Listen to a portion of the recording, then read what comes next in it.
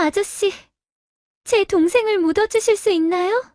돈은 없지만 제가 커서 꼭 갚을게요. 부탁드려요. 비에 젖은 좁은 골목길에서 들려온 그 작은 목소리는 이진수의 발걸음을 얼어붙게 만들었습니다. 9살 소녀가 차갑게 식어가는 3살 남자아이를 품에 안고 절망적인 눈으로 그를 올려다보고 있었어요. 이진수는 그 순간 무언가에 얻어맞은 듯한 충격을 받았습니다. 가슴 깊은 곳에서 무언가가 꿈틀거리는 것 같았어요. 그날 밤 11시 30분 서울 강남구 압구정동의 한 고급 일식집에서 나온 이진수의 걸음은 무겁기만 했습니다. 회사 임원들과의 회식을 마치고 나왔지만 그의 마음은 여전히 텅 비어 있었어요. 비가 부슬부슬 내리기 시작했습니다. 이진수는 검정색 수입 정장 재킷깃을 세우며 천천히 걸었어요. 평소라면 바로 주차장으로 향했을 테지만 오늘은 왠지 걷고 싶었습니다. 발걸음을 옮길 때마다 구두 밑창에서 물기가 튀었어요. 가로등 불빛이 젖은 아스팔트에 반사되어 일렁이고 있었습니다. 길을 걷다 보니 머릿속에 아내 수진의 목소리가 들려왔어요. 진수야, 오늘 회식 어땠어? 예전 같으면 집에 돌아가서 아내에게 하루 일과를 털어놓곤 했죠. 7살 딸 서연이가 아빠 냄새나 하며 달려와 안기던 모습도 떠올랐습니다. 하지만 이제는 그 따뜻한 목소리도 작은 팔로 목을 껴안던 그 감촉도 모두 기억 속에만 남아있을 뿐이었어요. 2년 전 그 일 이후로 이진수의 삶은 완전히 멈춰버렸습니다. 겉으로는 여전히 대기업의 CEO였지만 내면은 텅 빈 껍데기에 불과했어요. 메인 도로를 벗어나 작은 골목길로 접어들었습니다. 이 길은 평소에 지나다니던 길이 아니었어요. 그냥 무심코 발걸음이 향한 곳이었죠. 골목길은 좁고 어두웠습니다. 가로등이 듬성듬성 서 있어서 그림자가 깊게 드리워져 있었어요. 양쪽으로는 낡은 상가 건물들이 늘어서 있었고 대부분 문을 닫은 상태였습니다. 이진수는 특별한 목적 없이 그냥 걷고 있었어요. 비가 조금 더 세게 내리기 시작했습니다. 그때였습니다. 골목 끝쪽에서 작고 가느다란 소리가 들려왔어요. 처음에는 고양이 울음소리인가 했습니다. 하지만 자세히 들어보니 사람, 그것도 아이의 목소리였어요.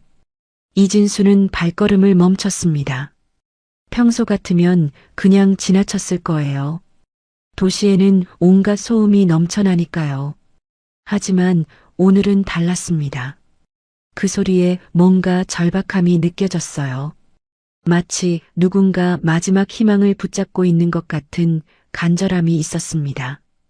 이진수는 조심스럽게 소리가 나는 쪽으로 발걸음을 옮겼어요.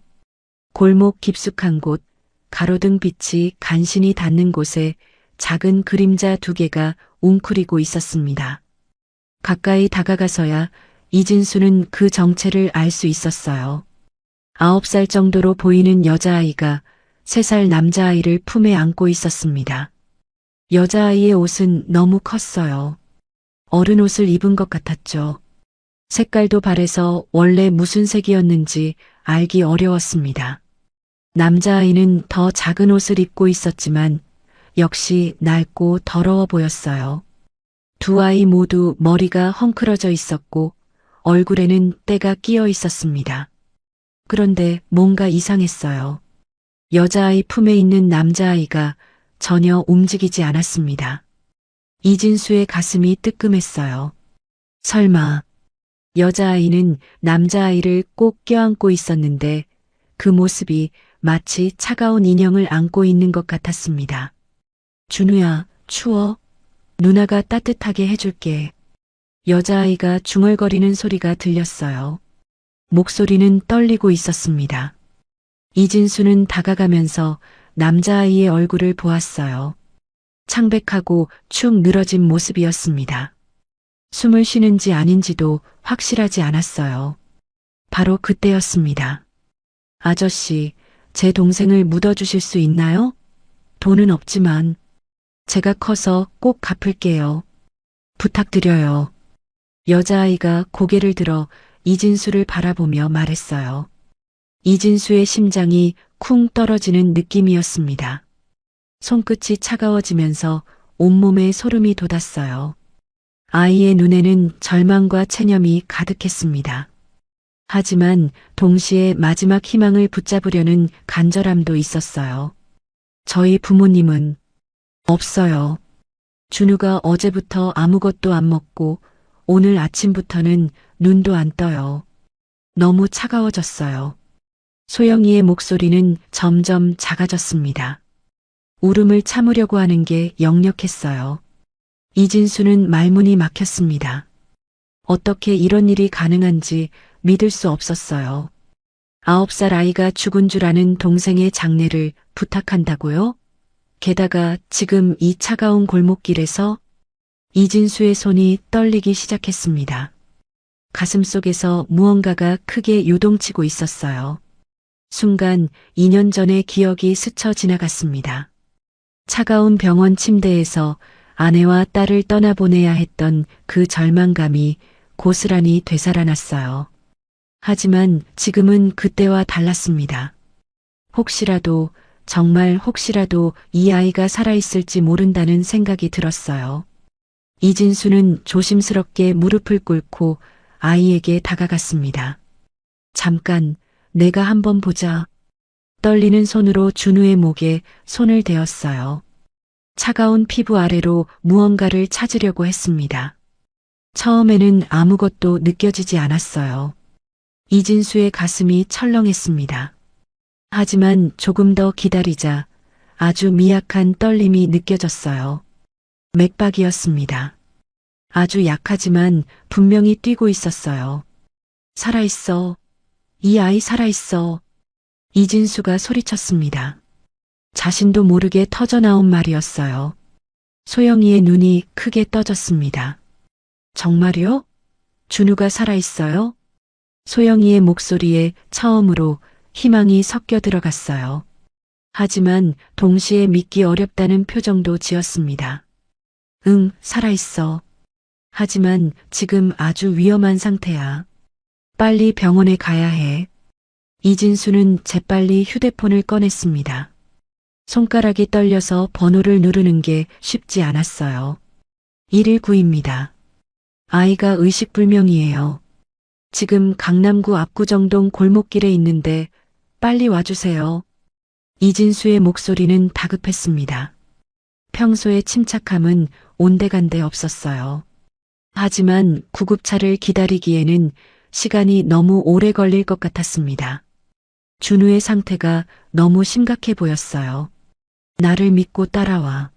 내 차로 병원에 가자. 이진수는 준우를 조심스럽게 안아들었습니다.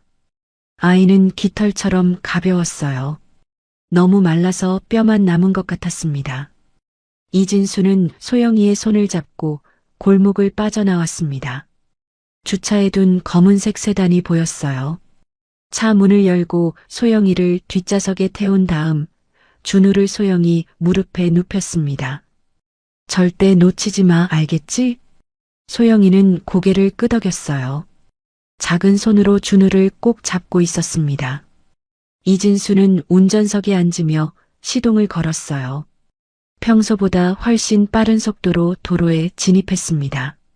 가장 가까운 대학병원 응급실까지 15분 거리였어요. 하지만 이진수에게는 1시간처럼 느껴졌습니다. 신호등에 멈춰 설 때마다 뒷좌석을 돌아봤어요. 소영이는 준우의 이마를 쓰다듬으며 계속 말을 걸고 있었습니다.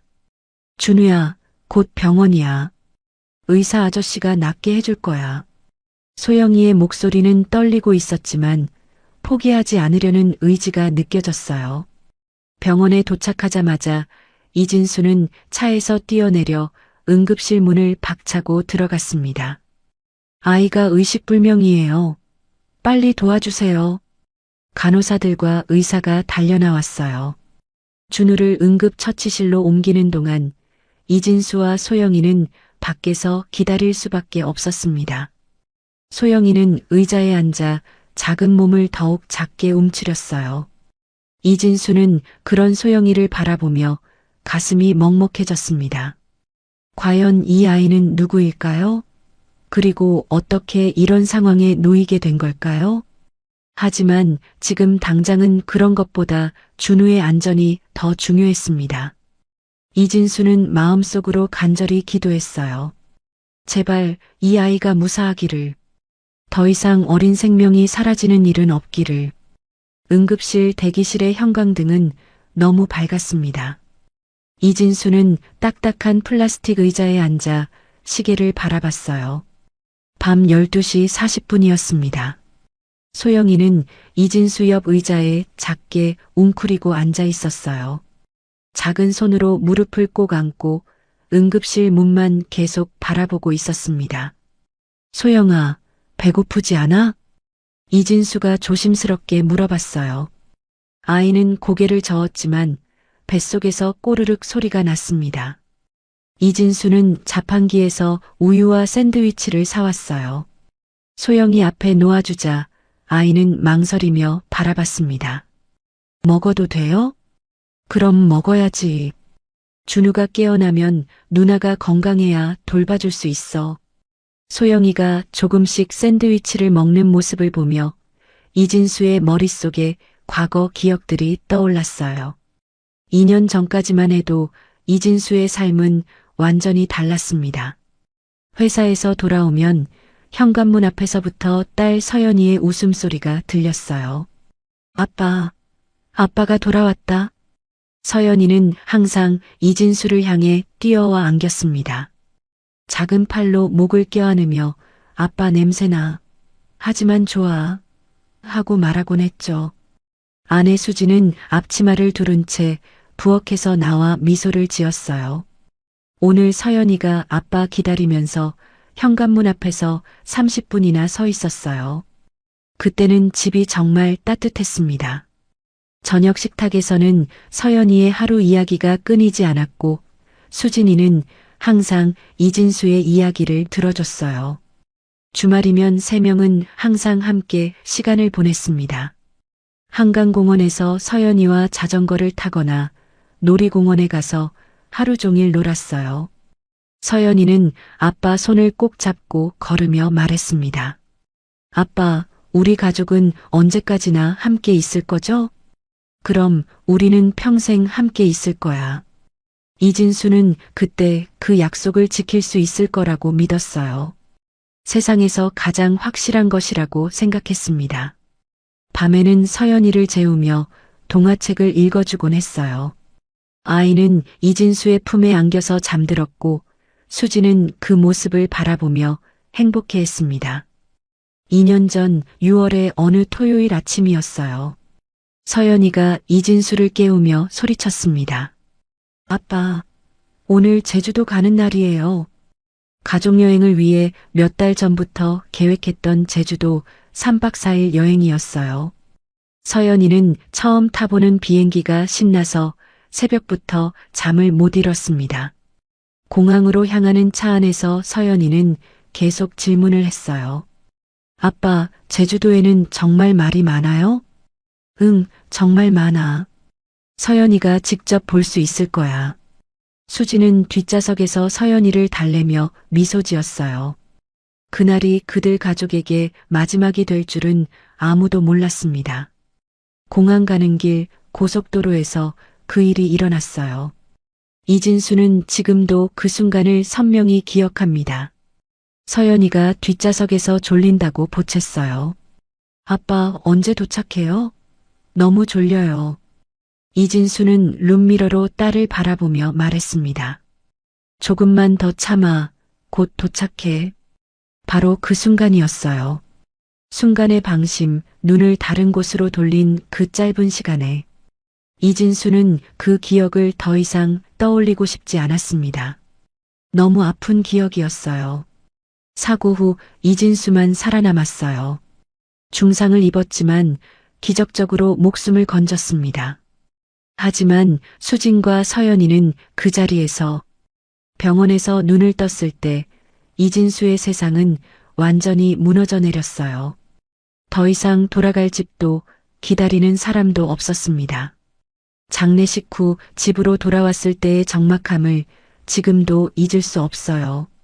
현관을 열어도 아빠라고 달려오는 서연이도 부엌에서 나오는 수진의 미소도 없었습니다. 그저 텅 빈 집만 남아있을 뿐이었어요. 그 이후 2년간 이진수는 기계처럼 살았습니다. 아침 6시에 일어나서 회사에 가고 밤늦게 집에 돌아와서 잠들기만 하는 생활이었어요. 용산구에 있는 대저택에는 관리인 김 팀장, 가정부 박 이모, 정원사 이 아저씨, 요리사 최 이모가 있었지만 이진수는 그들과도 필요한 말만 했습니다. 오늘 저녁은 안 드시나요? 박 이모가 물어봐도 괜찮습니다라는 짧은 대답만 돌아왔어요. 집 안 곳곳에는 아직도 서연이의 장난감들과 수진의 화장품들이 그대로 남아 있었습니다. 하지만 이진수는 그 방들을 피해 다녔어요. 한편 소영이도 비슷한 상처를 안고 살아왔어요. 2년 전 부모님을 잃고 난 후 소영이와 준우는 서울 외곽의 한 고아원에 맡겨졌습니다. 푸른 하늘 보육원이라는 이름의 그곳은 생각보다 큰 곳이었어요. 50여 명의 아이들이 함께 살았습니다. 소영이는 7살이었지만 1살 동생 준우를 돌봐야 했어요. 다른 아이들은 놀고 있을 때도 소영이는 준우에게 밥을 먹여주고 기저귀를 갈아줬습니다. 언니, 같이 놀자. 다른 아이들이 불러도 소영이는 고개를 저었어요. 준우 챙겨야 해. 미안해. 고아원 생활은 쉽지 않았어요. 선생님들은 친절했지만 50명의 아이를 돌보기에는 늘 바빴습니다. 특히 준우는 자주 아팠어요. 어릴 때부터 몸이 약했던 준우는 감기만 걸려도 며칠씩 열이 나곤 했습니다. 밤에 준우가 울면 소영이는 조용히 달래줬어요. 준우야, 괜찮아. 누나가 있어. 소영이는 부모님이 그리웠지만 준우 앞에서는 울지 않으려고 노력했어요. 자신이 울면 준우도 더 불안해할 것 같았거든요. 가끔 다른 아이들이 입양을 가는 모습을 보면서 소영이도 마음속으로 바랐습니다. 우리도 새 엄마 아빠가 생길까? 하지만 시간이 갈수록 준우의 건강은 나빠졌어요. 자주 열이 나고 밥도 잘 먹지 않았습니다. 소영이는 선생님들에게 계속 말했지만 다른 아이들도 많아서 준우만 특별히 돌볼 수는 없었어요. 소영아, 준우는 원래 몸이 약해. 조금 더 기다려보자. 하지만 소영이 눈에는 준우가 점점 더 말라가는 게 보였습니다. 이대로 있다가는 정말 위험할 것 같았어요. 그래서 일주일 전 소영이는 큰 결심을 했습니다. 고아원을 떠나기로 한 거예요. 새벽 4시 소영이는 잠든 준우를 조용히 안고 고아원을 나왔어요. 다른 아이들이 깨지 않게 정말 조심스럽게 움직였습니다. 처음에는 어디로 가야 할지 몰랐어요. 그냥 걸었습니다. 준우를 안고 계속 걸었어요. 거리 생활은 상상보다 훨씬 힘들었습니다. 먹을 것도 구하기 어려웠고 잠잘 곳도 마땅치 않았어요. 편의점에서 남은 음식을 얻어먹거나 교회에서 주는 무료 급식을 먹으며 버텼습니다. 하지만 준우는 점점 더 아팠어요. 며칠 전부터는 거의 먹지도 못했고 어제부터는 눈도 뜨지 않았습니다. 그래서 오늘 소영이는 정말 절망했어요. 준우가 차가워지는 걸 느꼈을 때 세상이 끝난 것 같았습니다. 내가 고아원에서 나오지 않았으면 준우가 이렇게 되지 않았을 텐데. 소영이는 자신을 원망했어요. 자신 때문에 준우가 죽게 된 것 같았습니다. 그래서 골목에 앉아 울고 있을 때 정장을 입은 아저씨가 나타났어요. 마지막 희망을 붙잡고 부탁했던 겁니다. 병원 대기실에서 이진수는 소영이를 바라봤어요. 우유를 조금씩 마시는 아이의 모습이 어린 서연이와 겹쳐 보였습니다. 아저씨, 소영이가 작은 목소리로 말했어요. 응? 준우가 정말 괜찮을까요? 제가 잘못해서 이렇게 된 건 아닐까요? 이진수의 가슴이 뭉클해졌습니다. 9살 아이가 져야 할 책임이 아니었어요. 소영아, 네가 잘못한 거 아니야. 네가 준우를 정말 잘 돌봤어.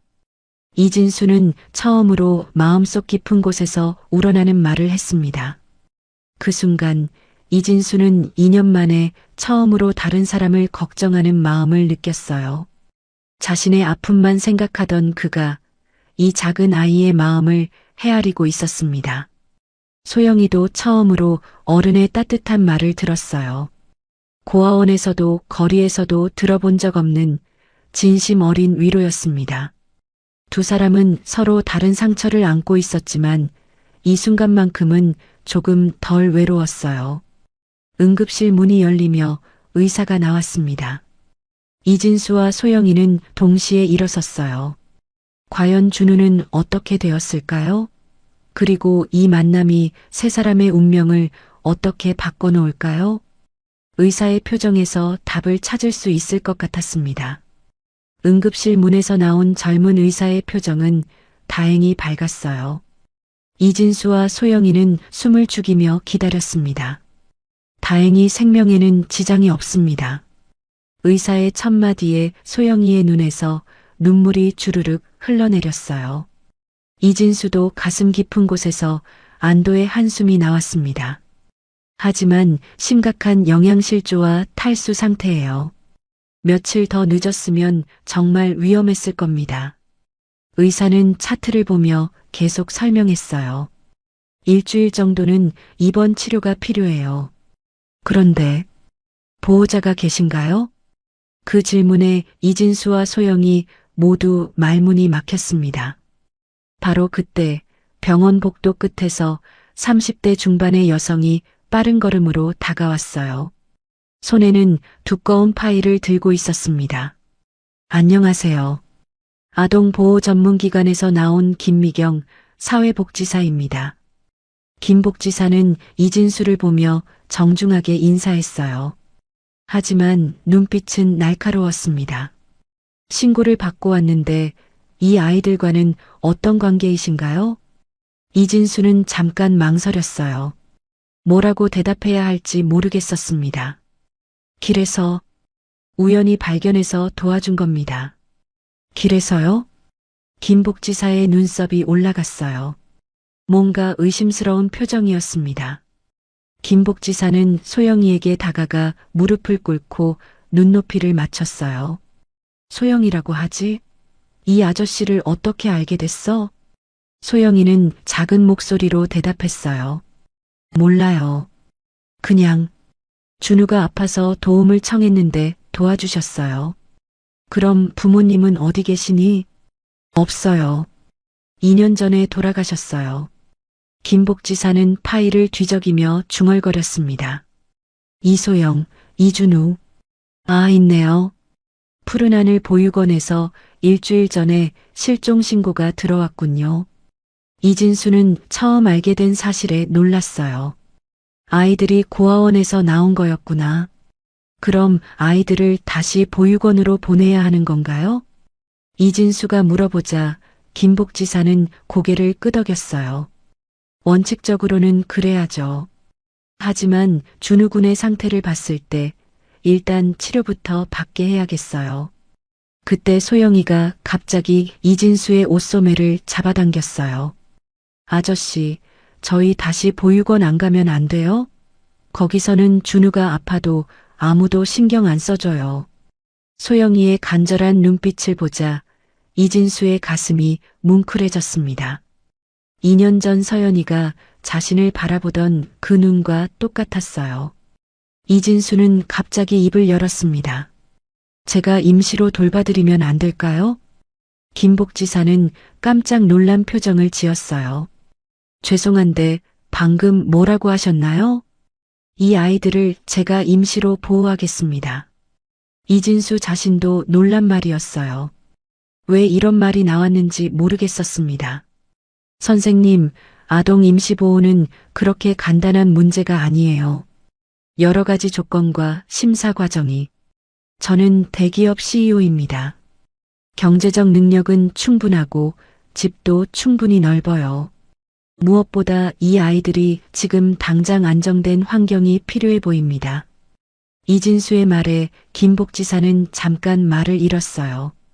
소영이는 이진수를 올려다보며 믿을 수 없다는 표정을 지었어요. 정말 우리를 돌봐주겠다는 걸까? 이런 좋은 사람이 정말 있는 걸까? 하지만 동시에 두려웠어요. 혹시 나중에 마음이 바뀌어서 쫓아내지는 않을까 하는 걱정이 들었습니다. 아저씨, 정말이에요? 소영이의 떨리는 목소리에 이진수는 확신을 가지고 대답했어요. 그래, 정말이야. 준우가 다 나을 때까지, 아니, 그 이후에도 너희가 원한다면 함께 살자. 이진수도 자신이 왜 이런 말을 하는지 정확히는 몰랐어요. 하지만 이 아이들을 그냥 보낼 수는 없다는 확신만은 있었습니다. 김복지사는 한참 고민하더니 입을 열었어요. 일단 준우 군의 치료가 우선이니까 임시로 일주일만 허가해 드릴게요. 그동안 정식 절차를 밟으시고요. 정식 절차요? 네. 가정환경조사, 신원조회, 면접 등등. 꽤 복잡해요. 정말 하시겠어요? 이진수는 망설이지 않고 답했습니다. 네, 하겠습니다. 소영이의 얼굴에 처음으로 밝은 표정이 떠올랐어요. 2년 만에 처음 보는 진짜 미소였습니다. 일주일이 지나 준우는 많이 좋아졌어요. 아직 완전히 회복된 건 아니지만 의식도 돌아오고 죽을 조금씩 먹기 시작했습니다. 누나. 준우가 처음으로 또렷한 목소리로 말했을 때 소영이는 울면서 안아줬어요. 준우야, 괜찮아. 누나가 여기 있어. 이진수도 병실 구석에서 그 모습을 보며 가슴이 뭉클했어요. 마치 서연이와 자신의 모습을 보는 것 같았습니다. 의사는 퇴원을 허가했지만 조건이 있었어요. 집에서도 계속 약을 먹여야 하고 영양가 있는 음식을 규칙적으로 줘야 해요. 그리고 일주일에 한 번씩은 검진을 받아야 합니다. 이진수의 검은색 세단이 용산구 한남동의 고급 주택가로 들어섰어요. 넓은 정원이 있는 2층 양옥집이 나타났습니다. 소영이와 준우는 차 창밖을 내다보며 입을 벌렸어요. 와, 정말 크다. 소영이가 작은 목소리로 중얼거렸습니다. 고아원보다도 훨씬 큰 집이었어요. 차가 대문 앞에 서자 관리인 김 팀장이 나와서 문을 열어줬어요. 50대 중반의 김 팀장은 이진수를 보더니 뒤에 있는 아이들을 발견하고 놀란 표정을 지었습니다. 사장님, 이 아이들은 앞으로 우리 집에서 지내게 될 소영이하고 준우야. 잘 부탁해.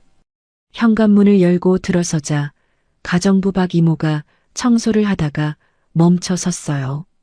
60세의 박 이모는 이 집에서 10년째 일하고 있었는데 이런 일은 처음이었습니다. 어머, 사장님, 아이들이. 박 이모, 소영이하고 준우 방 좀 준비해 주세요.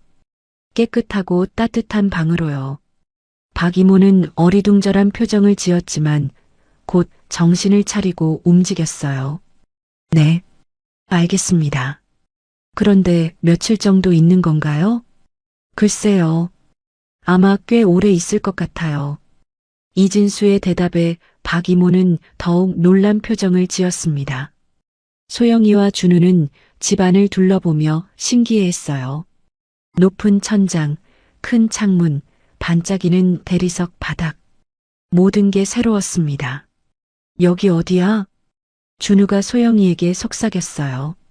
소영이도 확신이 서지 않아서 이진수를 바라봤습니다. 그래, 여기가 이제 너희 집이야. 편하게 생각해. 이진수는 아이들을 2층으로 안내했어요. 넓은 방이 하나 있었는데 창문으로 정원이 보였습니다. 와, 나무. 준우가 창문에 달라붙어서 밖을 내다봤어요. 정원사 이 아저씨가 나무를 다듬고 있는 모습이 보였습니다. 하지만 소영이는 여전히 불안했어요. 너무 좋은 환경이라서 오히려 믿기지 않았습니다. 아저씨, 저희가 여기 있어도 정말 괜찮아요? 패 끼치는 건 아니에요? 이진수는 소영이의 어깨에 손을 올리고 말했어요. 소영아, 패 끼치는 게 아니야. 오히려 너희가 있어서 이 집이 더 따뜻해진 것 같아. 그 말은 진심이었어요. 2년 동안 텅 빈 집에 혼자 살면서 이진수는 얼마나 외로웠는지 이제야 깨달았습니다. 저녁 시간이 되자 요리사 최 이모가 식탁을 차렸어요. 평소보다 훨씬 많은 음식이 올라왔습니다. 아이들 입맛에 맞을지 모르겠네요. 뭘 좋아하는지 몰라서. 최 이모는 걱정스러운 표정으로 말했어요. 소영이와 준우는 차려진 음식을 보고 눈이 동그래졌습니다. 와, 이거 다 우리가 먹어도 돼요? 그럼 많이 먹어. 준우는 아직 아프니까 특히 많이 먹어야 해. 준우는 작은 숟가락으로 조금씩 밥을 먹었어요. 소영이는 준우가 잘 먹는지 계속 살피면서 자신도 조심스럽게 먹었습니다. 그날 밤 소영이와 준우는 처음으로 따뜻한 침대에서 잤어요. 부드러운 이불과 폭신한 베개에 두 아이는 금세 잠들었습니다. 이진수는 아이들 방문을 살짝 열어보고 미소를 지었어요. 평화롭게 잠든 아이들을 보니 마음이 따뜻해졌습니다. 2년 만에 처음으로 집에 생기가 돌았어요. 아이들의 작은 숨소리가 집안의 적막함을 깨뜨리고 있었습니다. 김 팀장, 박 이모, 이 아저씨, 최 이모도 처음에는 당황했지만 아이들의 순수한 모습을 보니 마음이 누그러졌어요. 참 착한 아이들이네요. 박 이모가 이진수에게 말했어요. 네, 정말 착해요. 앞으로 잘 부탁드려요. 이진수는 직원들에게 정중하게 부탁했습니다. 이제 이 집은 더 이상 그 혼자만의 공간이 아니었어요. 3명의 새로운 가족이 함께하는 공간이 된 거죠. 비록 아직은 어색하고 조심스럽지만 뭔가 새로운 시작이 될 것 같은 예감이 들었습니다. 3주가 흘렀습니다. 용산구 대저택에는 이전과는 완전히 다른 활기가 돌고 있었어요. 아침마다 준우의 웃음소리가 집안을 가득 채웠습니다. 건강을 되찾은 준우는 정원에서 뛰어다니며 나비를 쫓아다녔어요. 누나, 나비, 노란색. 조심해, 준우야. 넘어지면 안 돼. 소영이는 준우를 따라다니며 보살폈습니다. 아이의 얼굴에는 이제 걱정 대신 미소가 가득했어요. 이진수는 서재 창문으로 그 모습을 바라보며 따뜻한 기분을 느꼈습니다. 2년 만에 처음으로 집이 집다운 느낌이었어요. 하지만 아직 해결해야 할 일이 있었습니다.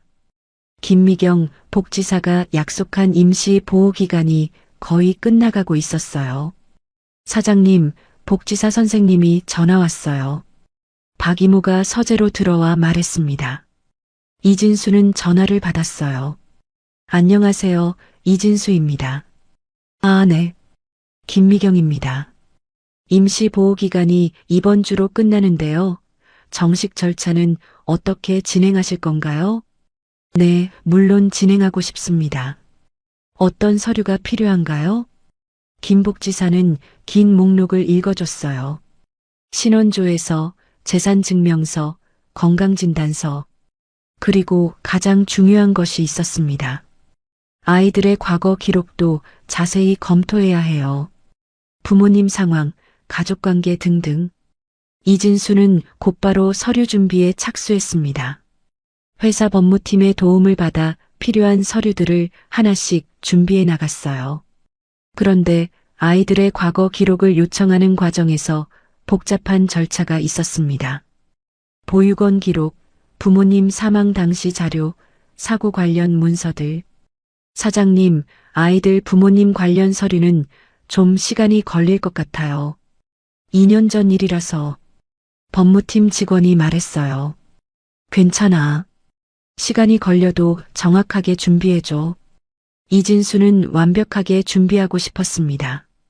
소영이와 준우를 진짜 가족으로 만들기 위해서였어요. 일주일 후 법무팀에서 두꺼운 파일을 가져왔습니다. 사장님, 아이들 관련 서류 다 준비됐어요.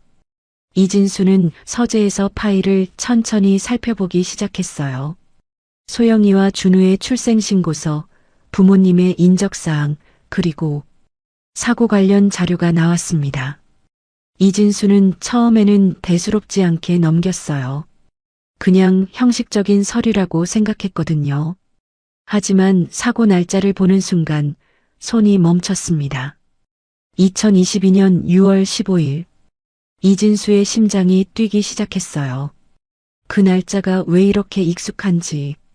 이진수는 급하게 자신의 서랍을 뒤졌습니다. 그곳에는 2년 전 사고 관련 서류들이 보관되어 있었어요.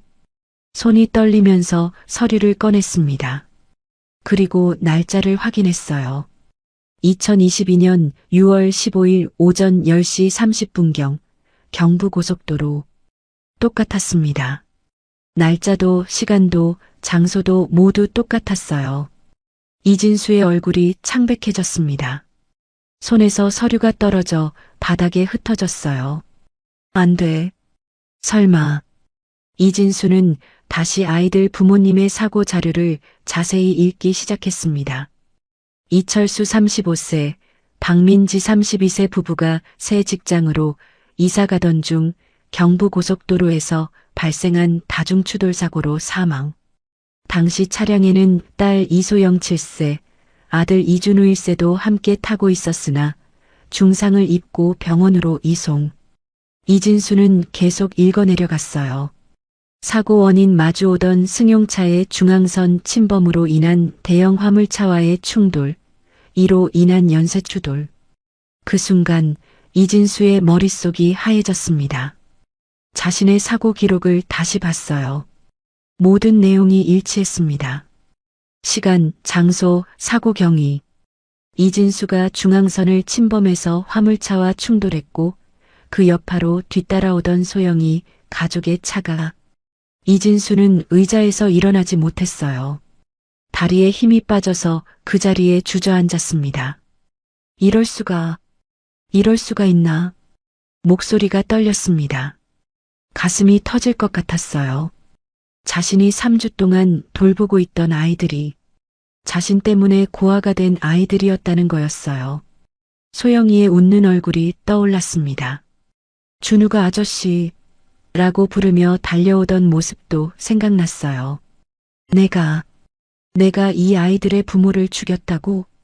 이진수는 자신의 머리를 감싸쥐었습니다. 그동안 이진수는 자신의 실수로 아내와 딸을 잃었다는 죄책감에 시달렸어요. 하지만 이제는 그것만이 아니었습니다. 다른 가족까지 파괴한 거였어요. 두 아이를 고아로 만든 장본인이었습니다. 어떻게 이런 일이. 이진수는 서류를 다시 읽어봤지만 내용은 변하지 않았어요. 냉혹한 현실이었습니다. 그때 밖에서 소영이의 목소리가 들려왔어요. 준우야, 아저씨한테 꽃 따다 드리자.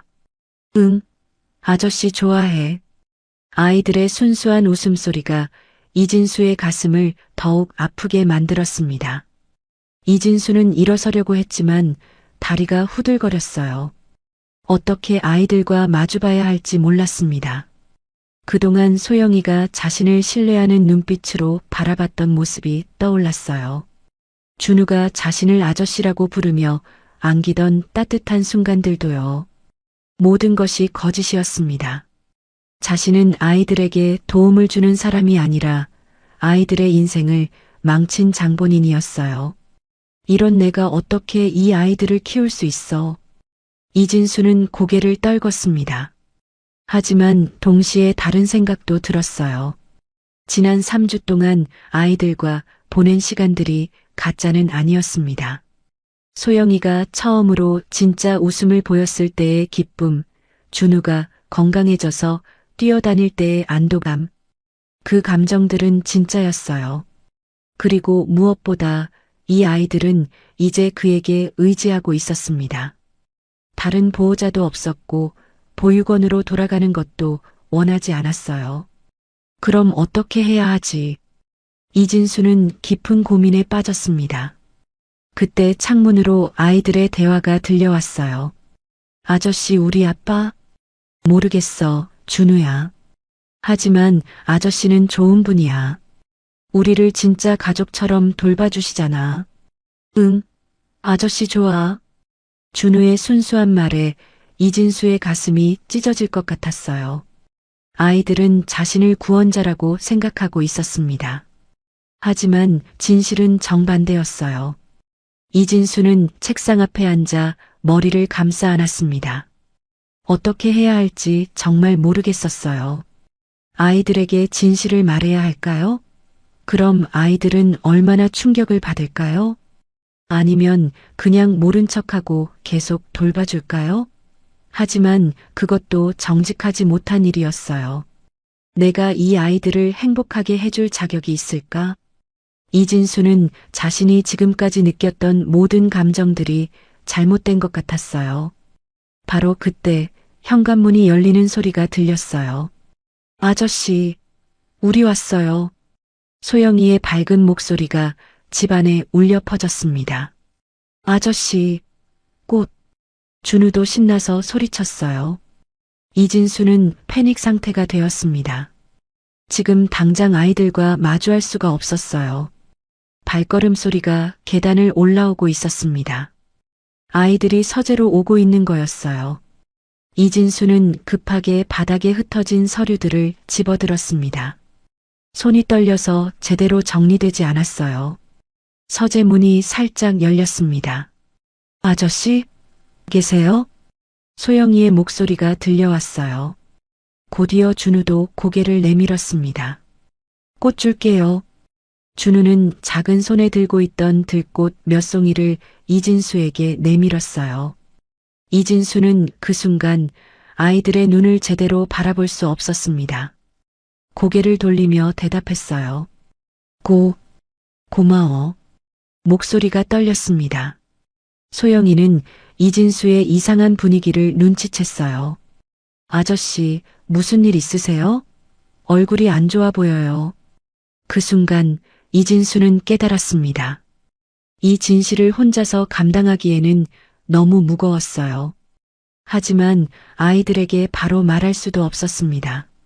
어떻게 해야 할지 정말 모르겠었어요. 시간이 멈춘 것 같았습니다. 진실을 알고 있는 어른과 아무것도 모르는 채 꽃을 선물하는 아이들이 한 공간에 있었어요.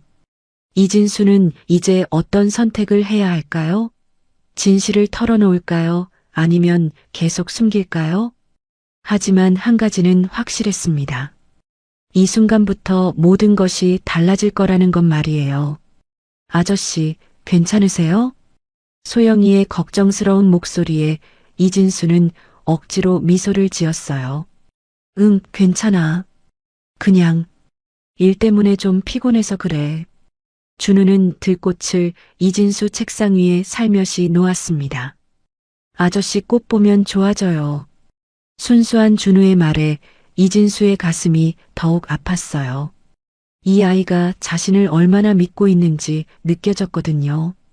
고마워, 준우야. 정말 예쁜 꽃이네. 이진수는 떨리는 손으로 꽃을 만졌습니다. 하지만 마음은 천갈래로 찢어지는 것 같았어요. 그날 밤 이진수는 한잠도 자지 못했습니다. 침대에 누워 천장만 바라보며 같은 생각만 반복했어요. 내가 이 아이들의 부모를 죽였다. 내가 자꾸만 그날의 기억이 되살아났습니다. 서연이가 뒷좌석에서 아빠, 언제 도착해요? 하고 보채던 목소리, 그 순간 룸미러를 본 자신의 모습, 그리고 그 찰나의 방심이 얼마나 많은 생명을 앗아갔는지 이제야 완전히 알게 된 거였어요. 수진과 서연이뿐만 아니라 소영이와 준우의 부모님까지 4명이나 나 때문에 4명이나. 이진수는 이불을 뒤집어 쓰고 흐느꼈습니다. 아침 식탁에서 이진수는 제대로 음식을 넘기지 못했어요. 소영이와 준우는 평소처럼 밝게 이야기하고 있었지만 이진수에게는 모든 소리가 멀게 들렸습니다. 아저씨, 오늘 준우 병원 검진 받으러 가야 해요. 소영이가 말했지만 이진수는 멍하니 있다가 뒤늦게 대답했어요. 아, 그래, 맞다. 병원. 아저씨 정말 괜찮으세요? 어제부터 너무 이상해요. 소영이는 걱정스러운 눈으로 이진수를 바라봤습니다. 괜찮아. 일이 좀 복잡해서 그래. 신경 쓰지 마. 하지만 이진수의 목소리는 평소와 완전히 달랐어요. 병원에 가는 길은 고문 같았습니다. 준우는 이진수 옆에 앉아서 신나게 떠들었어요. 아저씨, 나 좋아졌어? 그럼 준우가 이제 건강해졌잖아. 아저씨 고마워. 준우의 순수한 말이 이진수의 가슴을 칼로 찌르는 것 같았어요. 내가 네 부모님을 죽였는데, 내가 너희 가족을 망쳤는데, 이진수는 차를 운전하면서 눈물이 나려고 하는 걸 간신히 참았습니다. 병원에서 의사는 준우의 상태가 많이 좋아졌다고 말했어요. 정말 잘 돌봐주셨네요. 이 아이가 이렇게 빨리 회복한 건 가족의 사랑 덕분이에요. 의사의 말에 소영이는 이진수를 보며 활짝 웃었습니다. 선생님, 저희 아저씨 정말 좋은 분이에요. 의사도 미소를 지으며 말했어요. 보기에도 그래요. 아이들이 이렇게 행복해 보이는 걸 보니까요. 하지만 그 칭찬이 이진수에게는 고문이었어요. 자신이 칭찬받을 자격이 없다는 생각만 들었습니다. 다음 날 회사에 출근했지만 이진수는 아무것도 할 수 없었어요. 중요한 회의가 있었는데도 집중이 안 됐습니다. 사장님, 괜찮으신가요? 오늘 계속 멍하니 계시는데. 비서차 과장이 걱정스럽게 물어봤어요. 아, 미안, 좀 피곤해서 그래. 몸이 안 좋으시면 일찍 들어가세요. 하지만 집에 가는 것도 두려웠어요. 아이들을 마주보는 것이 너무 힘들었거든요. 그날 저녁 이진수는 늦게 집에 돌아왔습니다. 아이들은 이미 잠들어 있었어요. 박 이모가 말했습니다. 아이들이 사장님 기다리다가 잠들었어요. 소영이가 계속 아저씨 언제 와요? 하고 물어보더라고요. 그래. 고마워요. 이진수는 서재에 들어가서 다시 그 서류들을 꺼냈어요. 혹시 자신이 잘못 본 건 아닐까 하는 마지막 희망을 품고 있었습니다. 하지만 아무리 봐도 결과는 같았어요. 날짜, 시간, 장소, 사고 경위. 모든 게 일치했습니다. 왜 하필이면 이 아이들이었을까? 이진수는 머리를 감싸 안았어요. 운명이 너무 잔인했습니다. 자신이 가족을 잃은 아픔도 컸지만 이제는 다른 가족까지 파괴했다는 죄책감이 더 무거웠어요. 내가 어떻게 이 아이들 앞에서 당당할 수 있어? 어떻게? 이진수는 책상에 머리를 박고 흐느꼈습니다. 2년 동안 참아왔던 모든 눈물이 한꺼번에 쏟아져 나왔어요. 다음 날 아침 부엌에서 소영이와 마주쳤습니다. 소영이는 이진수의 붓고 빨간 눈을 보고 깜짝 놀랐어요. 아저씨, 우셨어요? 아니야. 그냥 눈이 좀 아파서. 정말 괜찮으세요? 요즘 너무 이상해요. 아프신 거 아니에요? 소영이의 걱정스러운 목소리에 이진수는 더욱 마음이 아팠어요. 이 아이가 자신을 이렇게 염려해 주는데 진실을 알면 얼마나 충격받을까요? 괜찮아, 소영아. 걱정하지 마. 하지만 소영이는 뭔가 이상하다는 걸 느끼고 있었어요. 그때 준우가 잠에서 깨어 부엌으로 왔습니다. 아저씨, 안녕. 준우는 이진수에게 달려와 안겼어요. 이진수는 그런 준우를 안으면서 가슴이 찢어질 것 같았습니다. 아저씨, 우리 여기 살아? 준우의 순수한 질문에 이진수는 대답할 수 없었어요. 왜 그런 걸 물어봐? 아저씨 슬퍼 보여. 준우조차 이진수의 변화를 느끼고 있었어요. 박 이모는 며칠째 이진수의 이상한 행동을 지켜보고 있었어요. 밥도 제대로 안 먹고 아이들과 눈도 제대로 마주치지 않는 모습이 걱정됐습니다. 사장님, 정말 괜찮으신 거 맞아요? 혹시 아이들 돌보는 게 부담되시는 건 아니에요? 아니에요. 그게 아니라. 이진수는 말을 끝내지 못했어요. 박 이모에게도 진실을 말할 수는 없었습니다. 그럼 뭐가 문제세요? 아이들도 사장님이 이상하다고 걱정하고 있어요. 이진수는 점점 더 혼자가 되어 갔어요. 회사에서도 집에서도 누구와도 제대로 대화할 수 없었습니다. 진실을 혼자만 알고 있다는 것이 이렇게 무거운 줄 몰랐어요. 매일 밤 서재에서 혼자 그 서류들을 보며 고민했습니다. 내가 계속 이 아이들을 키울 자격이 있을까? 아니면 진실을 말하고 다른 곳으로 보내야 할까? 하지만 그럼 이 아이들은 또 상처받게 될 텐데. 며칠 더 지나자 소영이는 확신하게 됐어요. 분명히 뭔가 큰 일이 일어났다는 것을. 준우야, 아저씨가 너무 이상해. 우리 뭔가 잘못했을까? 응, 누나. 아저씨 슬퍼 보여. 소영이는 고민했어요. 직접 물어봐야 할까요? 고아원에서 2년을 살면서 소영이는 어른들의 기분 변화에 민감해졌어요. 그리고 지금 이진수의 상태가 심상치 않다는 걸 느꼈습니다. 일주일이 더 지났지만 이진수는 여전히 결정을 내리지 못했어요. 아이들을 사랑하는 마음은 진짜였습니다. 지난 한 달 동안 함께 보낸 시간들, 처음으로 느꼈던 가족의 따뜻함. 하지만 동시에 자신이 그 가족을 파괴한 장본인이라는 죄책감도 너무 컸어요. 도대체 어떻게 해야 하는 거야? 이진수는 서재에서 혼자 중얼거렸습니다. 이 비밀을 평생 숨기고 살 수는 없을 것 같았어요. 그런데 만약 아이들이 진실을 알게 된다면 상상만 해도 끔찍했습니다. 소영이가 자신을 증오하는 눈으로 바라볼 모습, 준우가 무서워하며 도망갈 모습, 이진수는 점점 더 깊은 수렁으로 빠져들고 있었어요. 그리고 이 상황이 언제까지 계속될지 알 수 없었습니다. 하지만 한 가지는 분명했어요. 더 이상 이 상태로는 버틸 수 없다는 것. 곧 무언가 결정을 내려야 한다는 것 말이에요. 일주일이 더 지났어요. 김미경 복지사에게서 연락이 왔습니다. 이진수 씨, 법원 심사 날짜가 정해졌어요. 다음 주 화요일 오후 2시에 가족법원으로 오세요. 이진수는 전화를 받으면서 손이 떨렸어요. 이제 정말 피할 수 없는 순간이 다가오고 있었습니다. 네, 알겠습니다. 그리고 아이들도 함께 와야 해요. 판사가 직접 아이들 의견을 들어보고 싶다고 하시거든요. 그 말에 이진수의 가슴이 철렁했어요. 소영이와 준우가 법정에 가야 한다는 거였죠. 아이들이 꼭 가야 하나요? 네, 입양 절차에서는 아이들의 의사가 가장 중요하거든요.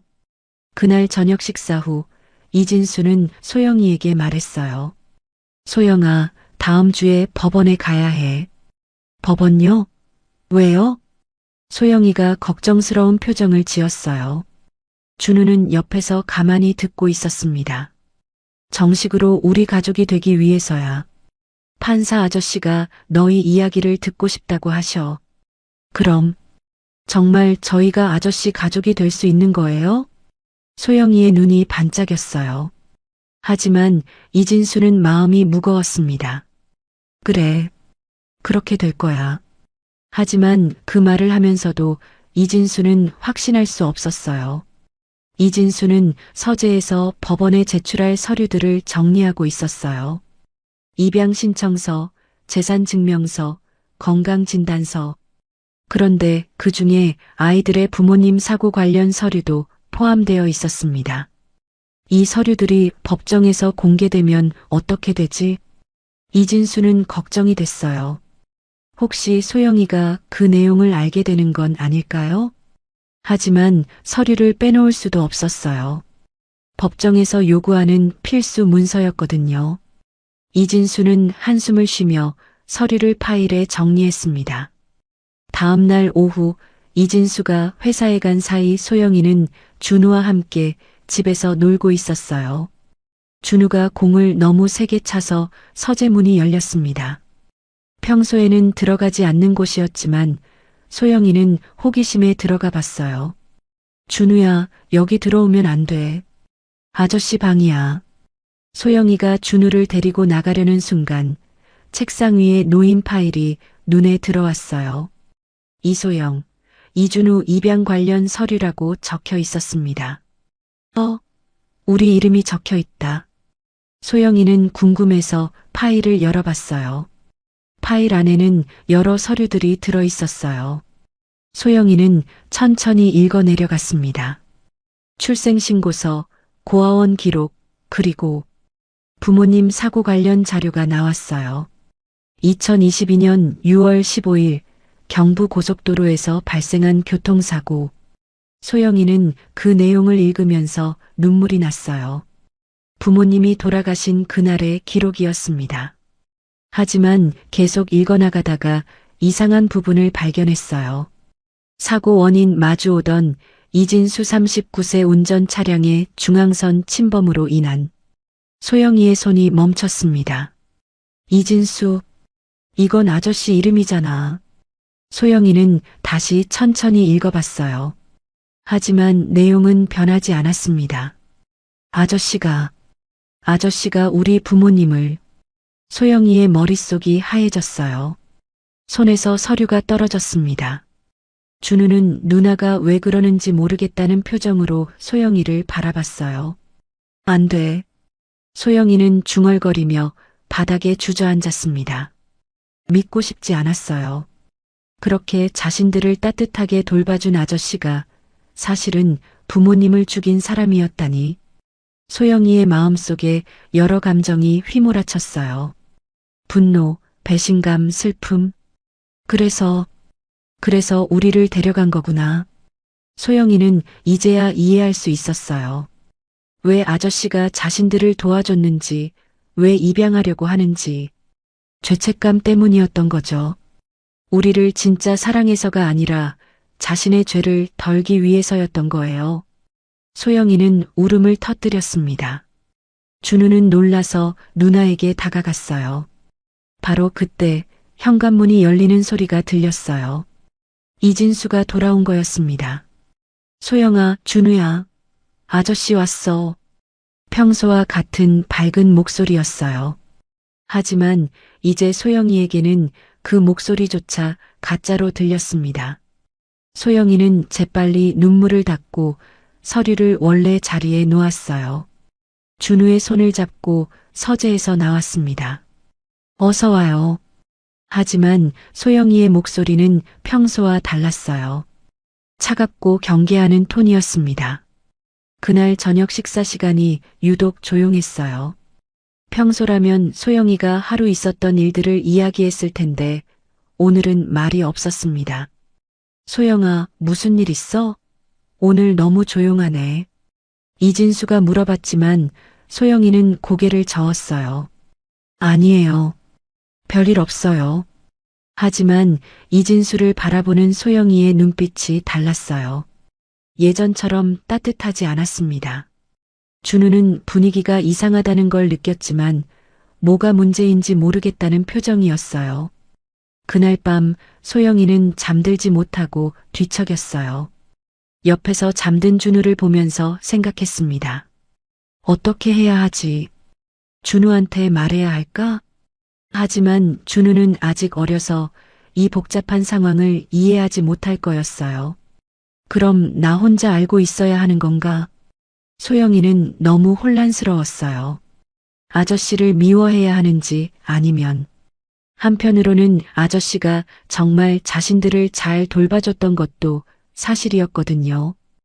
다음 날 아침 소영이는 이진수와 눈을 마주치지 않으려고 했어요. 소영아, 아침 먹어. 네. 짧은 대답뿐이었어요. 평소라면 맛있어요. 고마워요. 같은 말을 했을 텐데요. 이진수도 소영이의 변화를 느꼈어요. 하지만 이유를 알 수 없어서 더욱 불안했습니다. 혹시 자신의 이상한 행동을 눈치챈 걸까요? 아니면 다른 이유가 있는 걸까요? 며칠이 더 지났어요. 소영이는 계속 이진수를 피했고 이진수는 점점 더 초조해졌습니다. 그러던 어느 날 저녁 이진수가 다시 물어봤어요. 소영아, 정말 무슨 일인지 말해줄래? 아저씨가 뭔가 잘못했으면 사과할게. 그 순간 소영이의 참았던 감정이 터졌어요. 사과요? 정말 사과로 해결될 일인가요? 소영이의 목소리가 떨렸어요. 눈에는 눈물이 고였습니다. 이진수는 깜짝 놀랐어요. 소영이가 이렇게 화를 내는 건 처음 봤거든요. 아저씨, 정말 몰랐다고 생각하세요? 소영이가 서재에서 가져온 서류를 이진수 앞에 던졌어요. 이게 뭔지 아세요?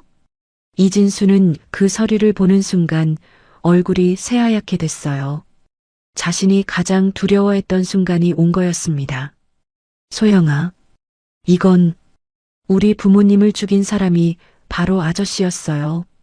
소영이의 외침에 집안이 조용해졌어요.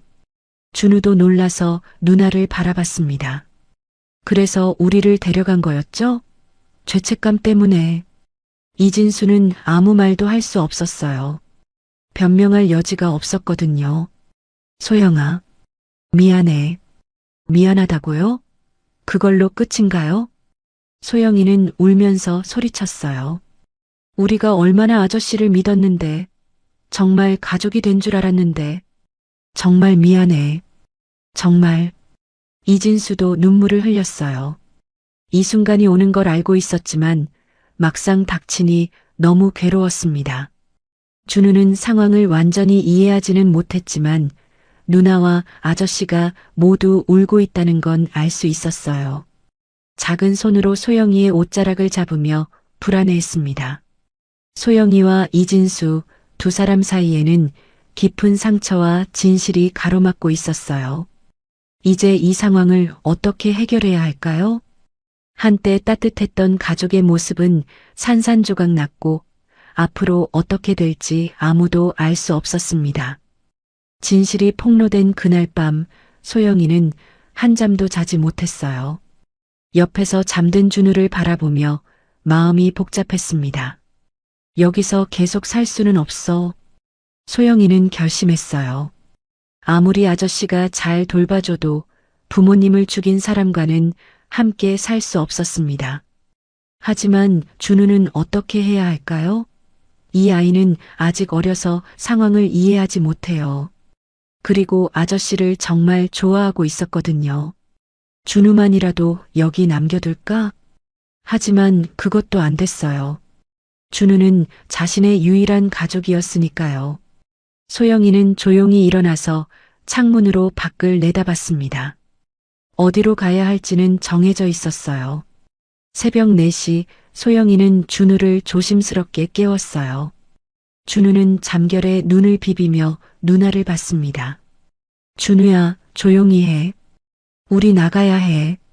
소영이는 작은 가방에 옷 몇 벌과 준우의 약을 챙겼어요. 많이 가져갈 수는 없었습니다. 준우는 상황을 이해하지 못했지만 누나가 시키는 대로 따랐어요.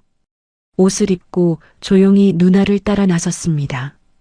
이진수는 서재에서 잠들어 있었어요. 어젯밤 충격 때문에 방에 들어가지도 못했거든요. 소영이는 현관문을 살며시 열고 준우와 함께 밖으로 나갔습니다. 새벽 거리는 차가웠어요. 소영이는 준우의 손을 꼭 잡고 걸었습니다. 목적지는 정해져 있었어요. 푸른 하늘 보육원. 그곳이 유일하게 갈 수 있는 곳이었습니다. 하지만 보육원은 여기서 꽤 멀었어요. 버스를 타야 했는데 돈이 많지 않았습니다. 준우는 추워서 계속 떨었어요. 소영이는 자신의 외투를 벗어서 준우에게 입혀줬습니다. 누나, 어디 가는 거야? 준우가 작은 목소리로 물어봤어요. 우리 원래 살던 곳으로 가는 거야. 소영이의 목소리도 떨렸습니다. 오전 8시, 이진수는 서재에서 목이 뻐근한 채로 일어났어요. 어젯밤 의자에서 잠들었나 봅니다. 아이들이 일어났을 시간이라 생각해서 2층으로 올라갔어요. 소영아, 준우야, 일어나. 하지만 방 안은 비어 있었어요. 침대는 정리되어 있었지만 아이들은 보이지 않았습니다. 소영아, 준우야. 이진수는 집안을 모두 찾아봤지만 아이들은 없었어요. 옷장을 열어보니 옷 몇 벌이 없어져 있었습니다. 그제야 이진수는 깨달았어요. 아이들이 집을 나간 거라는 것을. 안 돼. 이진수는 패닉 상태가 됐어요. 급하게 휴대폰을 꺼내서 김미경 복지사에게 전화했습니다. 김 복지사님, 아이들이 없어졌어요. 뭐라고요? 언제부터요? 지금 막 발견했어요. 아마 새벽에 나간 것 같아요. 김 복지사도 놀란 목소리로 말했어요. 일단 경찰에 신고하세요. 그리고 혹시 갈 만한 곳이 있으면. 보육원. 아마 푸른 하늘 보육원으로 갔을 거예요. 이진수는 급하게 차키를 집어들었습니다. 이진수는 미친 듯이 차를 몰았어요. 신호등마다 초조해하며 기다렸습니다. 제발 무사하기를. 마음속으로는 후회가 밀려왔어요. 왜 진실을 미리 말하지 않았을까? 왜 소영이를 혼자 두었을까? 서울 외곽까지 가는 길은 멀게만 느껴졌어요. 평소라면 1시간 거리인데 오늘은 3시간처럼 느껴졌습니다. 핸드폰이 울렸어요. 김복지사였습니다. 이진수 씨, 경찰에 신고 완료했어요.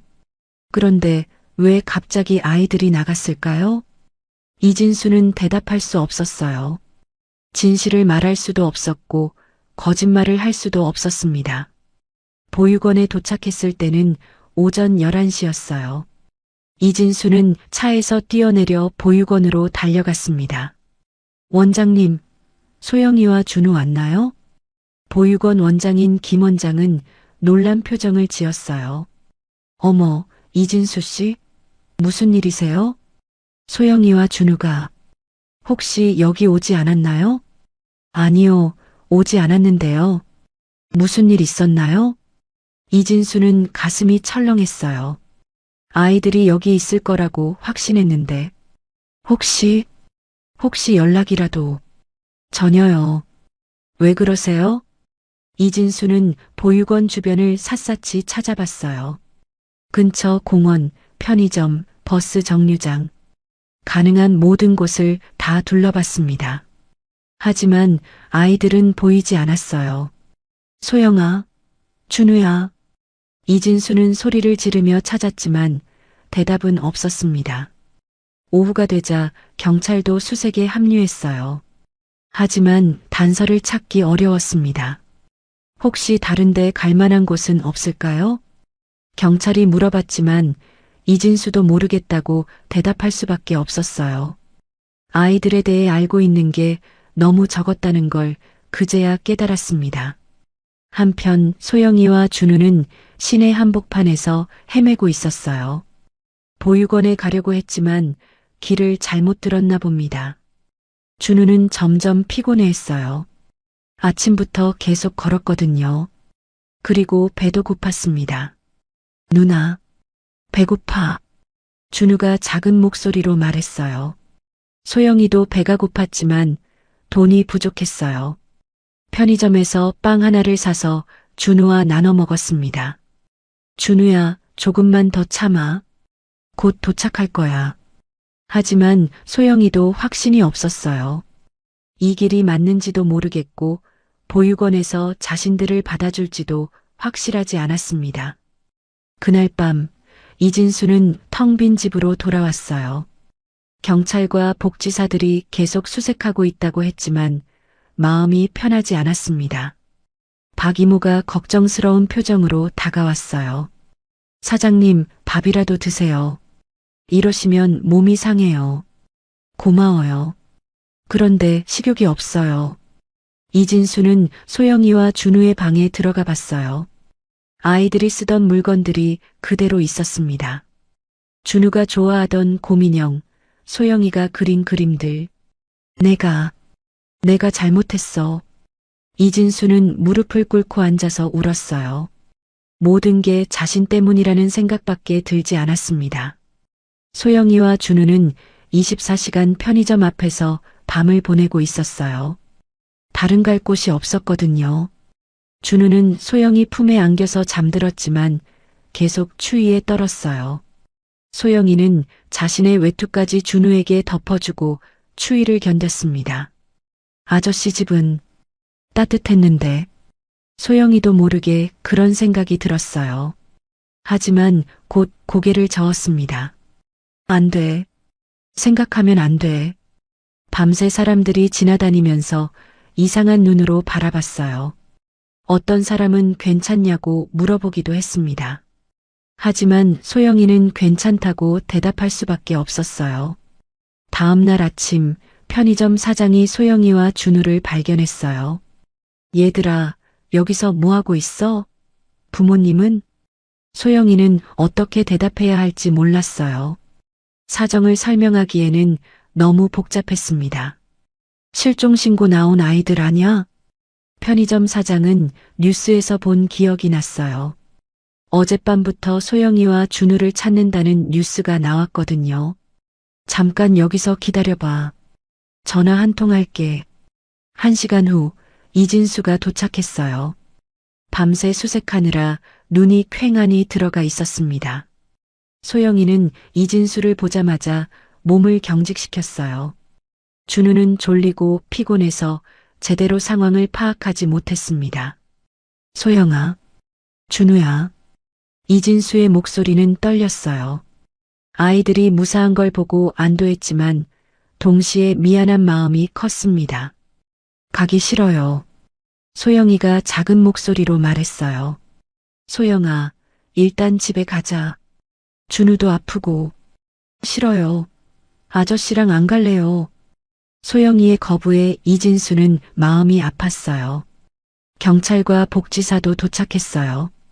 상황이 복잡해졌습니다. 일단은 임시보호시설로 데려가야겠어요. 김 복지사가 말했어요. 소영이가 이진수를 거부하는 상황에서는 어쩔 수 없었습니다. 그게 좋을 것 같아요. 이진수도 동의할 수밖에 없었어요. 소영이를 억지로 데려갈 수는 없었거든요.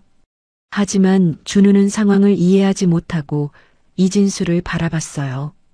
왜 아저씨와 헤어져야 하는지 모르겠다는 표정이었습니다. 소영이와 이진수, 그리고 준우. 세 사람 모두 마음이 아팠어요. 이렇게 갈라선 채로 끝나는 걸까요? 아니면 다시 화해할 방법이 있을까요? 복잡하게 얽힌 마음들이 쉽게 풀릴 것 같지는 않았습니다.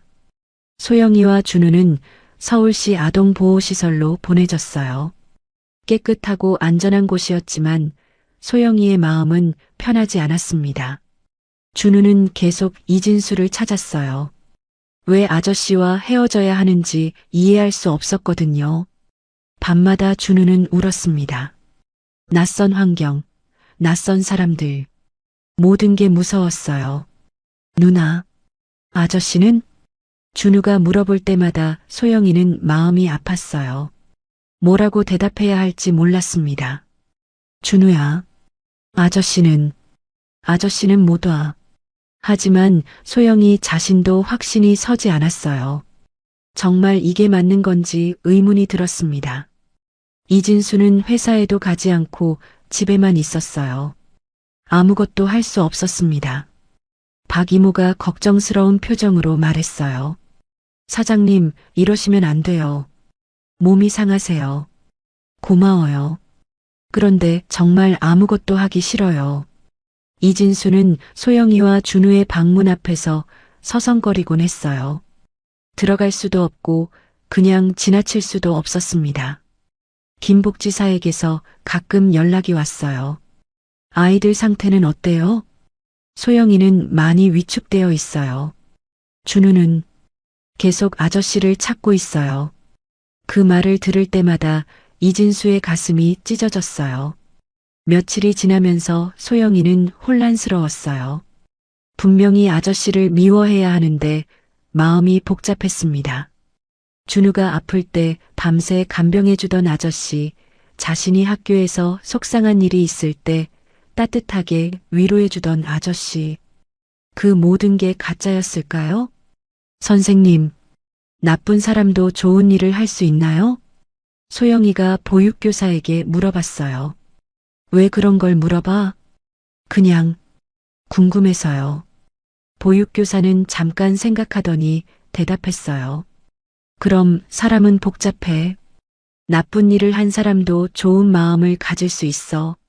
준우는 점점 말이 없어졌어요. 밥도 잘 안 먹었고 밤에도 자주 깼습니다.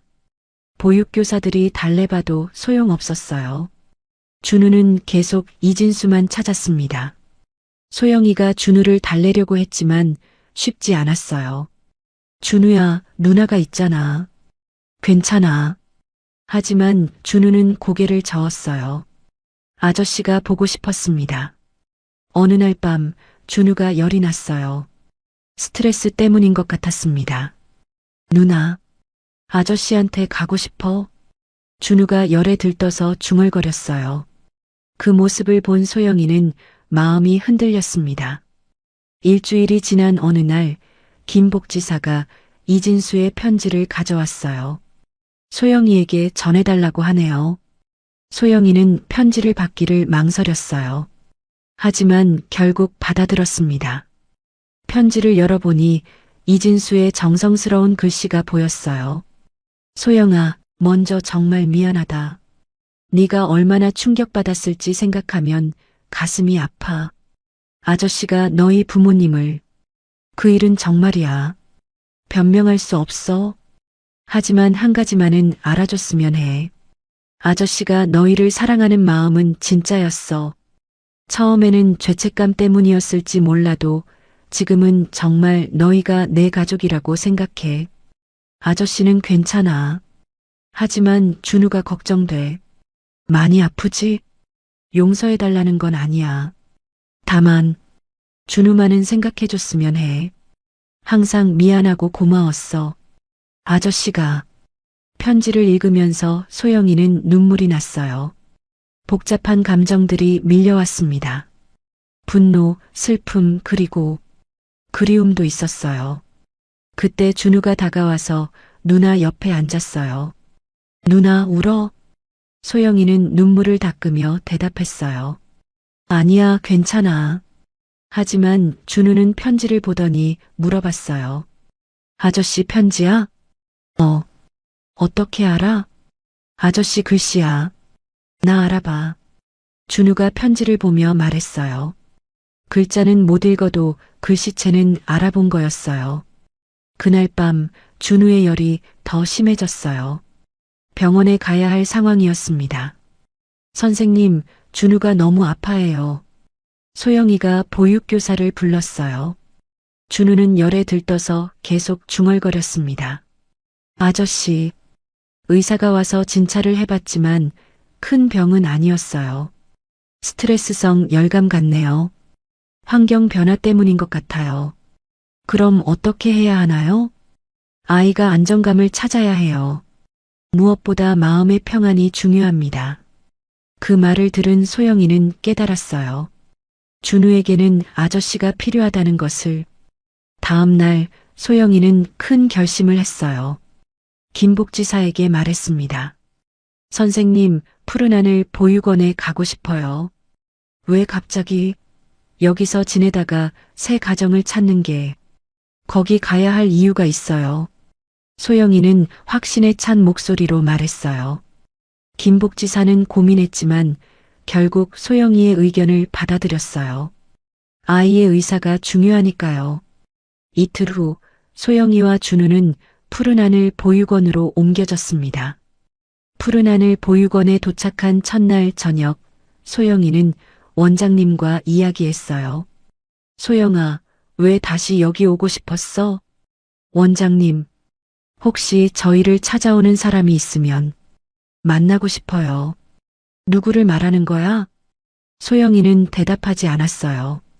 하지만 마음속으로는 확신하고 있었습니다. 아저씨가 분명 자신들을 찾아올 거라는 것을. 과연 사흘 후 이진수가 나타났어요. 안녕하세요. 소영이와 준우를 보러 왔습니다. 이진수는 원장님께 정중하게 말했어요. 며칠 사이에 많이 야윈 모습이었습니다. 아, 그 아저씨시군요. 소영이가 기다리고 있었어요. 소영이가 저를요? 이진수는 믿을 수 없다는 표정을 지었어요. 원장님은 소영이를 불렀습니다.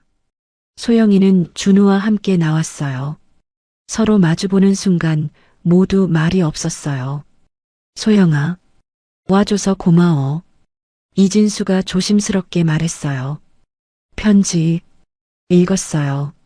소영이의 목소리는 여전히 차가웠어요. 하지만 예전처럼 화나 있지는 않았습니다. 소영아, 아저씨가 할 말이 있어.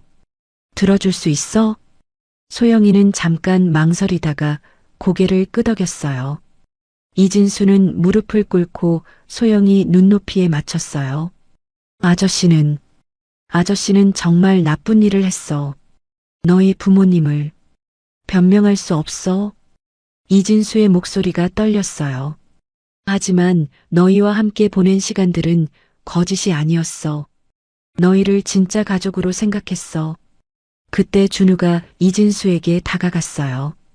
며칠 만에 보는 아저씨였습니다. 준우는 주저하지 않고 이진수를 안았어요. 이진수도 준우를 꼭 안아줬습니다. 두 사람 모두 눈물을 흘렸어요. 소영이는 그 모습을 보면서 마음이 흔들렸어요. 누나. 준우가 소영이를 바라보며 손을 내밀었어요. 세 사람이 함께 안으라는 뜻이었습니다. 소영이는 망설였지만 결국 다가갔어요. 아저씨, 저도 미안해요. 소영이가 작은 목소리로 말했어요. 뭘 미안해? 잘못한 건 아저씨야. 아니에요. 준우 생각을 안 했어요.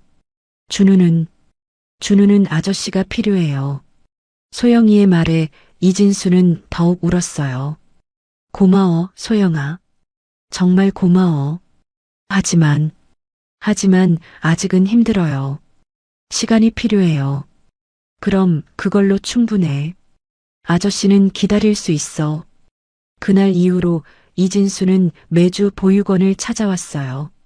소영이와 준우를 만나기 위해서였습니다. 처음에는 어색했지만 점점 자연스러워졌어요. 소영이도 조금씩 마음을 열기 시작했습니다.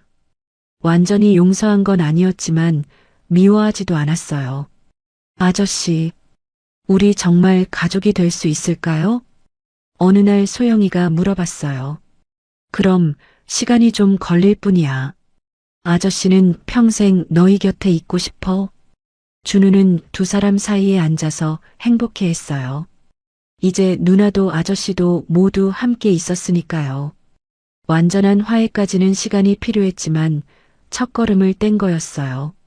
진정한 가족이 되는 길은 아직 멀었지만 세 사람 모두 포기하지 않기로 했습니다.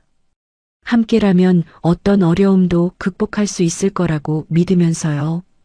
따뜻한 4월의 어느 아침, 용산구 대저택에는 활기찬 소리가 가득했어요. 준우야, 일어나. 늦겠어. 소영이가 준우를 깨우는 소리가 집안에 울려 퍼졌습니다. 이제 10살이 된 소영이는 당당한 누나의 모습이었어요.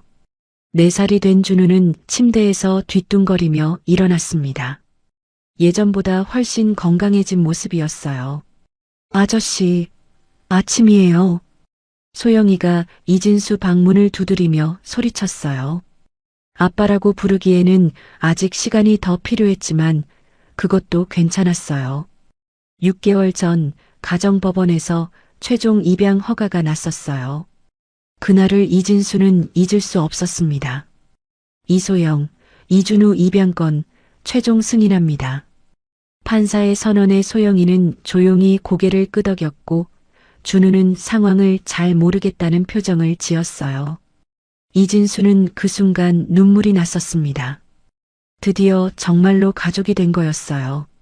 법원 복도에서 소영이가 말했었죠. 아저씨, 이제 정말 우리가 가족인가요? 그래, 이제 진짜 가족이야. 그럼 평생 함께 있을 수 있는 거예요? 그럼 평생 함께야. 아침 식탁에서 세 사람은 자연스럽게 대화를 나눴어요. 오늘 학교에서 그림 그리기 시간이 있어요. 소영이가 말했어요. 이제는 학교 생활에도 완전히 적응했습니다. 뭘 그릴 거야? 우리 가족이요. 소영이의 대답에 이진수는 웃음이 났어요. 1년 전만 해도 상상할 수 없었던 일이었거든요. 준우는 옆에서 스푼으로 계란을 먹으며 끼어들었어요. 나도 그려줘. 응, 준우도 그려줄게. 박이모가 부엌에서 나오며 미소를 지었어요. 정말 예쁜 가족이에요. 이진수도 많이 변했어요. 예전처럼 일에만 매달리지 않았습니다. 오후 6시가 되면 어김없이 집에 돌아왔어요. 아이들과 저녁을 함께 먹기 위해서였죠. 주말에는 아이들과 함께 시간을 보냈습니다. 한강공원에 가거나 놀이공원에 가거나 때로는 그냥 집에서 영화를 보기도 했어요. 사장님, 요즘 정말 행복해 보이세요. 회사 직원들이 말할 정도였어요. 그런가? 나도 모르게 그런가 보네. 이진수는 정말 행복했어요. 아이들이 주는 기쁨은 그가 상상했던 것보다 훨씬 컸습니다. 소영이는 이제 밝은 아이가 되었어요. 학교에서 친구들도 많이 사귀었고 성적도 좋았습니다. 하지만 가끔은 복잡한 표정을 지을 때도 있었어요. 아저씨, 가끔 꿈에 엄마 아빠가 나와요. 그래, 뭐라고 하시던데? 아무 말 안 하세요. 그냥 웃기만 해요. 그럼 분명히 소영이가 행복해서 기뻐하시는 거야. 소영이는 고개를 끄덕였어요. 이제는 부모님에 대한 그리움과 아저씨에 대한 사랑이 모순되지 않는다는 걸 알았습니다. 준우는 이제 완전히 건강해졌어요. 정원에서 뛰어다니며 놀고 밥도 잘 먹었습니다. 가끔 이진수에게 안겨서 말했어요. 아저씨 좋아. 그럴 때마다 이진수는 가슴이 뭉클했어요. 이 아이에게는 자신이 진짜 아빠 같은 존재가 되어 있었거든요. 준우는 과거의 일을 기억하지 못했어요. 너무 어렸을 때 일이라서요. 그냥 아저씨가 자신을 돌봐주는 사람이라고 생각하고 있었습니다. 그게 다행이라고 이진수는 생각했어요. 어느 토요일 아침 이진수가 아이들에게 말했어요. 오늘 특별한 곳에 가자. 어디요? 소영이가 궁금해했어요. 가면 알 수 있어. 준비하자. 이진수는 차에 꽃과 과일을 준비했어요. 그리고 아이들과 함께 차에 올랐습니다. 목적지는 추모공원이었어요. 추모공원에는 4개의 묘가 나란히 있었어요. 이진수의 아내 수진과 딸 서연, 그리고 소영이와 준우의 부모님인 이철수 씨와 박민지 씨였습니다. 여기가 어디예요? 소영이가 물어봤어요. 우리가 꼭 와야 하는 곳이야. 이진수는 꽃을 나눠주며 말했어요. 여기 누가 계세요? 너희 엄마 아빠 그리고 아저씨 가족이 계셔. 소영이는 그제야 이해했어요. 부모님 무덤이었구나. 준우는 잘 모르겠지만 누나와 아저씨를 따라 꽃을 놓았어요. 이진수는 4개의 묘 앞에서 무릎을 꿇었어요. 정말 죄송합니다. 목소리가 떨렸어요. 수진아, 서연아, 너희를 지키지 못해서 미안해. 그리고 철수 씨, 민지 씨, 제가 저지른 일로 인해서 이진수는 말을 잇지 못했어요. 소영이가 이진수의 어깨에 손을 올렸어요. 아저씨, 괜찮아요. 괜찮지 않아. 아저씨가 한 일은 그래도 지금 우리는 행복해요. 분명히 엄마 아빠도 기뻐하실 거예요. 그날 이후로 세 사람은 매달 한 번씩 추모공원을 찾았어요. 소영이는 부모님께 학교 이야기를 했고 이진수는 아이들이 얼마나 잘 크고 있는지 말씀드렸어요. 준우는 처음에는 이해하지 못했지만 점점 이곳이 특별한 곳이라는 걸 알게 됐어요. 엄마 아빠 안녕. 준우가 손을 흔들며 인사했을 때 소영이도 이진수도 눈물이 났어요. 집으로 돌아가는 차 안에서 소영이가 말했어요. 아저씨, 저 이제 정말 우리가 가족이라고 생각해요. 그래. 네. 처음에는 미웠지만 이제는 아니에요. 고마워, 소영아. 그리고 언젠가는 아빠라고 불러도 될까요? 이진수는 깜짝 놀랐어요. 정말, 정말 괜찮을까? 아직은 좀 어색하지만 언젠가는요. 뒷좌석에서 준우가 끼어들었어요. 나도 아빠라고 불러도 돼? 그럼 준우야. 언제든지. 그날 저녁 세 사람은 함께 저녁을 준비했어요. 소영이는 밥을 차리고 준우는 숟가락을 나눠줬어요. 이진수는 반찬을 데웠습니다. 우리 정말 가족 같죠? 소영이가 웃으며 말했어요. 그냥 가족 같은 게 아니라 진짜 가족이야.